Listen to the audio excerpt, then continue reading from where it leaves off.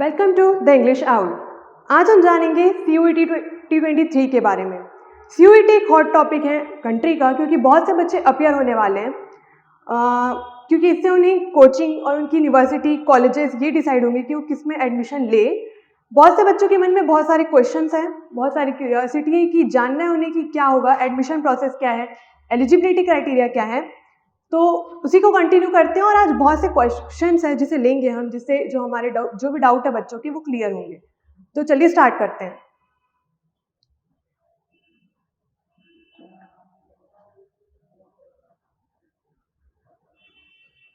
First question है, can one get admission without appearing in CUET? क्या कोई भी बच्चा एडमिशन ले सकता है यूनिवर्सिटीज और कॉलेजेस में विदाउट अपियरिंग CUET? तो आंसर है no. To get admission in DU candidates must have pass CUET exam 2023. To get admission in in DU, not only DU, there are so many universities that are appearing for CUET. तो अगर आपको उस universities में admission लेने हैं तो आपको CUET देना पड़ेगा। आप उसको क्लियर करके उस यूनिवर्सिटीज में एडमिशन ले पाएंगे, उस कॉलेजेस में एडमिशन ले पाएंगे। The CUET exam aims to reduce subjective bias and protect the students' interest.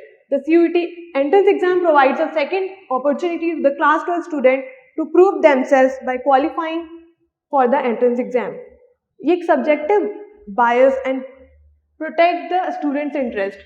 CUET एक चांस देगा, जो हम 12 बोर्ड्स में तो अपियर हो रहे हैं बच्चे, लेकिन एंट्रेंस एग्जाम के थ्रू वो अपने कॉलेजेस और यूनिवर्सिटीज में एडमिशन ले पाएंगे। The student can give the exam and secure good marks if the student has the desired potential. अगर वो बच्चा एग्जाम दे रहा है और वो अच्छे मार्क्स ला रहा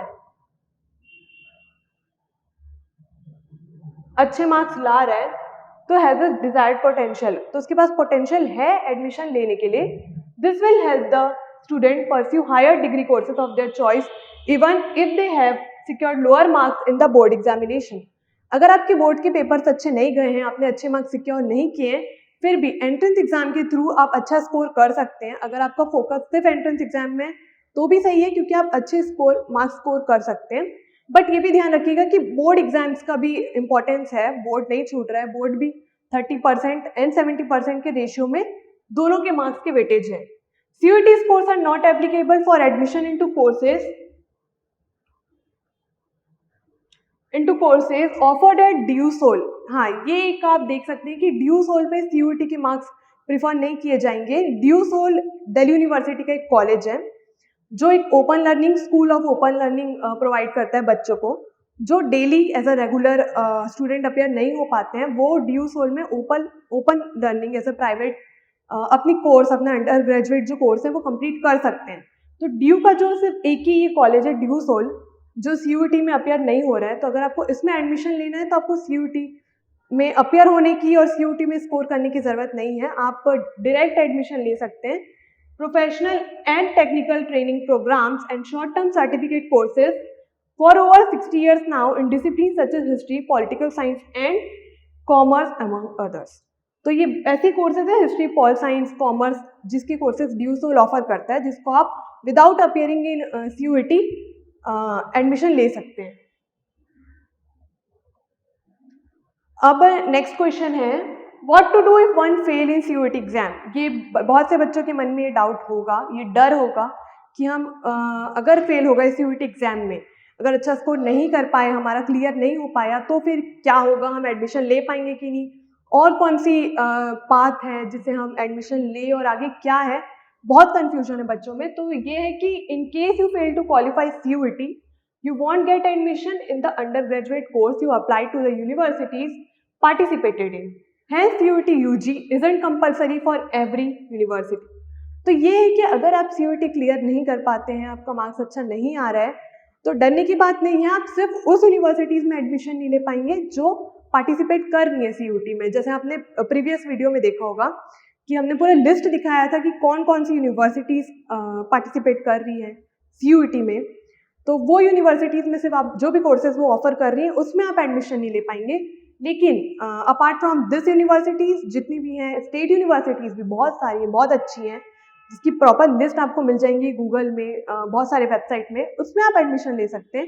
बट जो सेंट्रल यूनिवर्सिटीज़ हैं वो उसमें आपको एडमिशन नहीं मिल पाएगा क्योंकि आपने क्वालिफाई नहीं किया है CUET, इसलिए।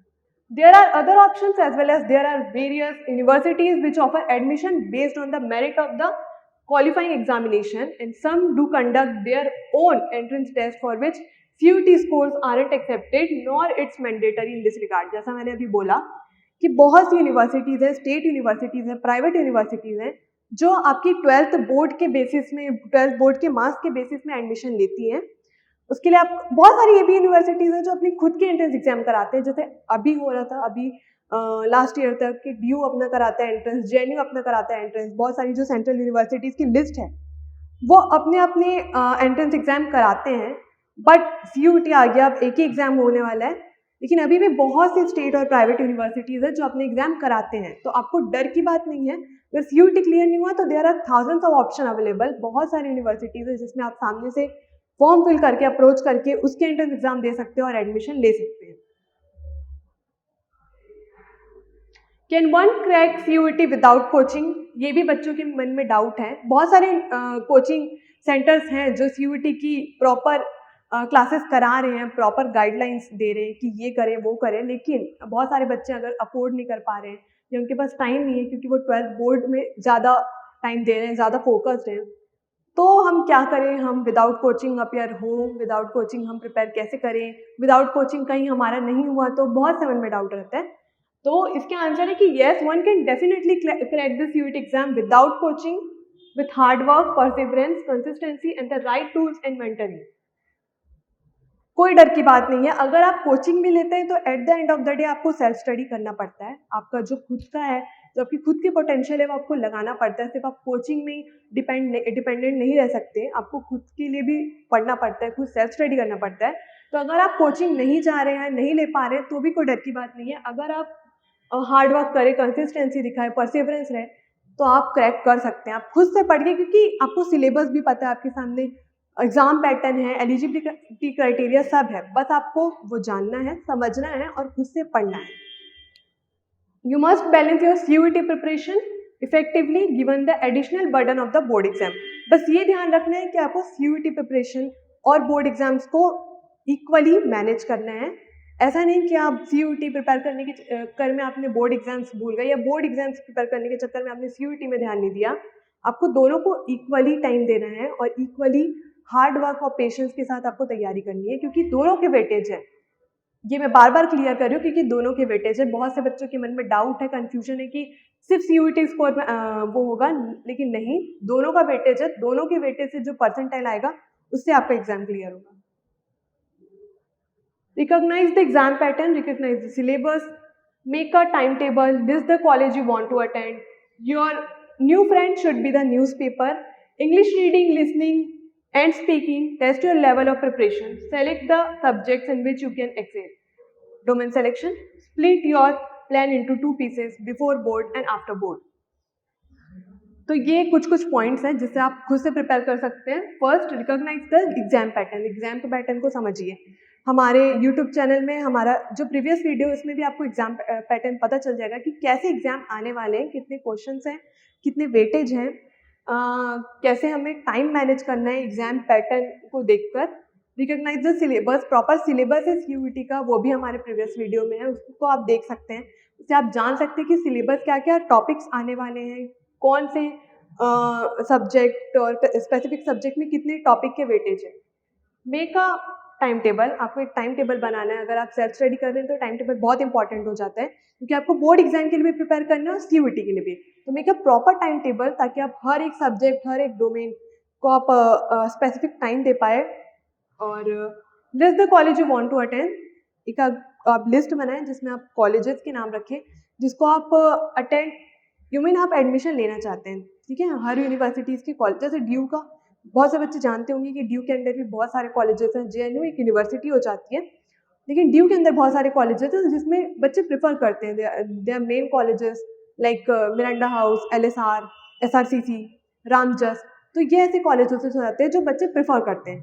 तो आप एक लिस्ट बना लीजिए कि मुझे ये कॉलेजेस टारगेट रखना है, अगर मुझे ये नहीं मिल रहा है तो मुझे ये आपको एक फोकस्ड हो जाएंगे, आप क्लियर हो जाएंगे माइंड सेट कि मुझे कौन से कॉलेज में एडमिशन लेना है एक्चुअली, और उसके लिए मुझे कैसे प्रिपेयर करना है। Your new friend should be the newspaper. आपका जो नया दोस्त होने वाला है वो न्यूज़पेपर होगा। न्यूज़पेपर आपको करंट अफेयर्स बताते हैं, आपको इंटरनेशनल अफेयर्स बताते हैं और लाइक आपको आइडिया देते हैं कि what is happening around the world. तो आप ये पढ़िए, अपना न्यू फ्रेंड बनाइए न्यूज़पेपर को। न्यूज़पेपर आपको आइडिया देंगे कि करंट अफेयर्स क्या है, कहाँ क्या हो रहा है, क्योंकि करंट अफेयर्स का भी वेटेज सीयूटी में रहेगा। जो जीके का सेक्शन है जनरल नॉलेज का, वो करंट अफेयर भी इंक्लूड करता है। करंट अफेयर मतलब जो भी करंटली आपके वर्ल्ड में, कंट्री में हो रहा है, उसमें से आप अवेयर है कि नहीं, ये जानने के लिए। तो आप अपना न्यू फ्रेंड न्यूज़पेपर को बनाइए और करंट अफेयर्स पढ़िए। English reading, listening, speaking, English की भी वेटेज है। इंग्लिश को पढ़िए, सुनिए, बोलिए, ताकि आपका जो इंग्लिश स्पीकिंग स्किल्स है वो बढ़े। Your level of preparation,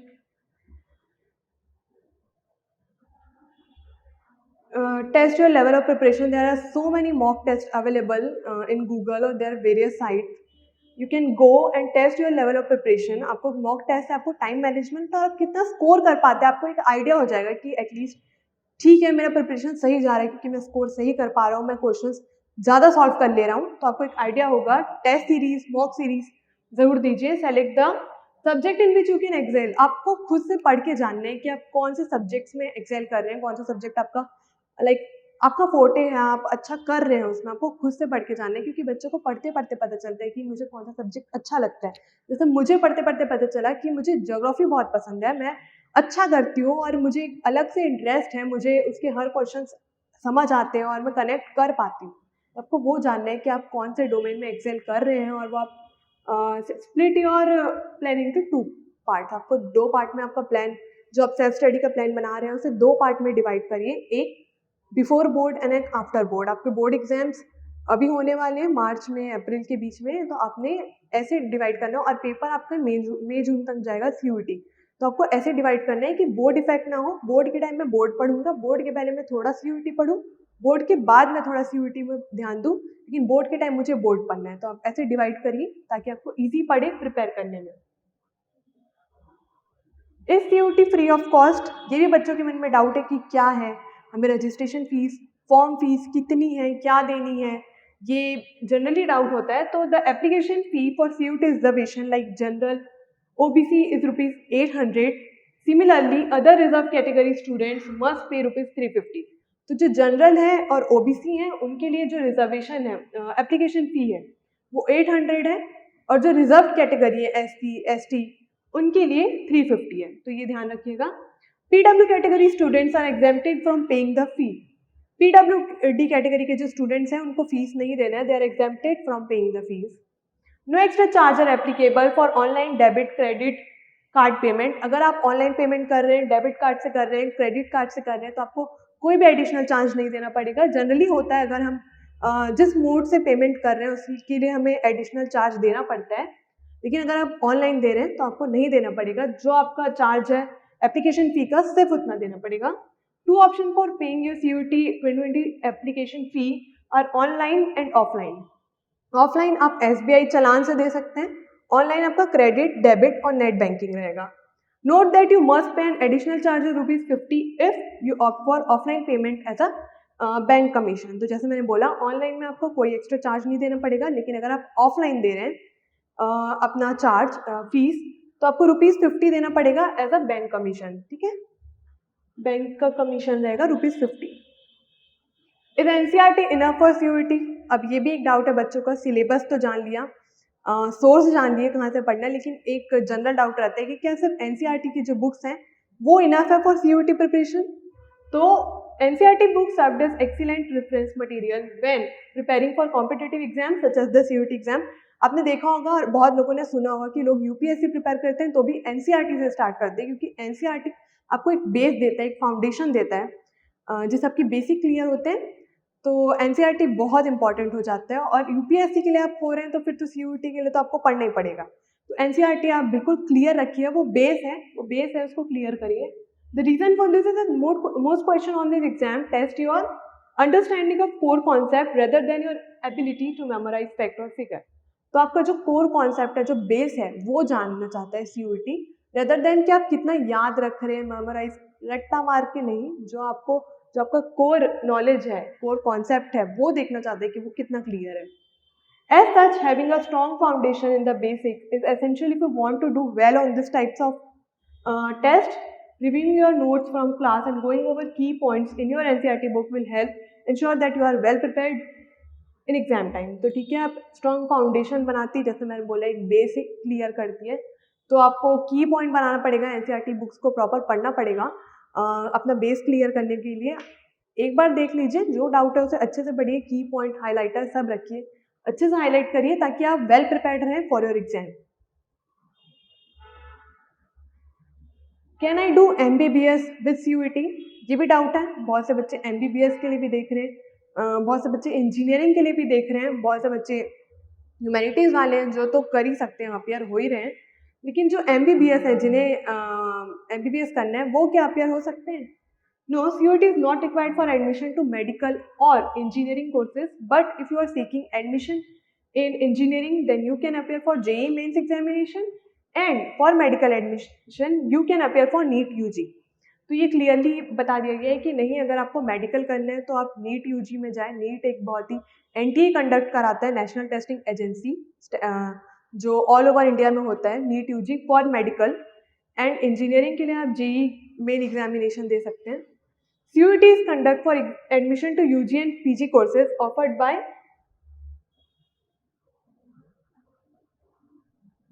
by various central university। तो अगर आप CUET देंगी तो जो कोर्सेज सेंट्रल यूनिवर्सिटीज ऑफर कर रही हैं UG और PG कोर्सेज के लिए, सिर्फ आप उसके लिए अपेयर हो सकती हैं।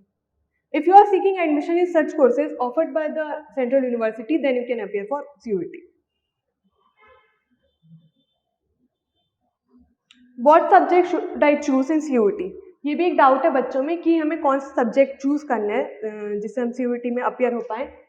Generally the language and courses chosen by the student should be those that the student has opted in his most recent class 12 syllabus for board examination. तो आपने जो क्लास 12 बोर्ड एग्जामिनेशन के लिए जो सब्जेक्ट चूज किया है, generally बच्चे वो ऑप्ट करते हैं CUET के लिए, क्योंकि वो उनका बेस रहता है, तो वो अच्छे से एक्सेल कर पाएंगे क्योंकि उन्होंने बेसिक और स्टार्टिंग से उसे पढ़ा है। तो बच्चे जनरली उसे ऑप्ट करते हैं जो उनके क्लास 12 बोर्ड में है। However, if any universities allow for flexibility in this area, it can be exercised under CUET। अगर कुछ फ्लेक्सिबिलिटी होती है तो यूनिवर्सिटीज खुद आपको एज अ नोटिस देंगी।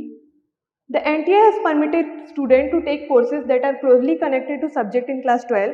जो NTA वो भी ये बोलती है कि जो 12th में आपके सब्जेक्ट्स हैं उसमें जनरली वो चूज करें। The subject to be studied in the undergraduate courses not offered from the list of 27, जैसे प्रीवियस वीडियो में मैंने बताया है कि 27 डोमेन स्पेसिफिक कोर्सेज आपको दिए जाएंगे एज अ ऑप्शन, जिससे आप चूज कर सकते हैं कि आप कौन सा सब्जेक्ट लेके आप CUET में अपियर होंगे। तो 27 सब्जेक्ट्स हैं। The candidate can select the topic closest to their choice. अगर आपको परफेक्ट उस चॉइस का नहीं मिल रहा है तो आप closest to that topic choose कर सकते हैं। फॉर एग्जाम्पल, फॉर बायोकेमिस्ट्री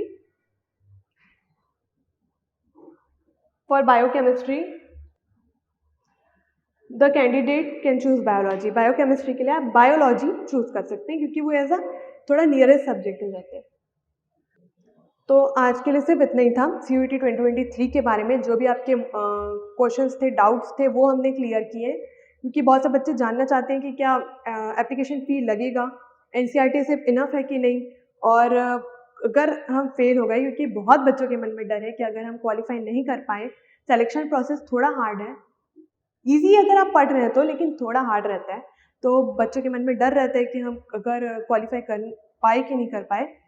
तो इस वीडियो में हमने क्लियर किया है वो सारे डाउट्स को। अगर आपको पसंद आए तो आप शेयर कीजिए, लाइक कीजिए, कमेंट कीजिए, और जो भी बच्चे आपकी फ्रेंड है जिन्हें इसकी ज़रूरत है उनके साथ शेयर करें। Thank you.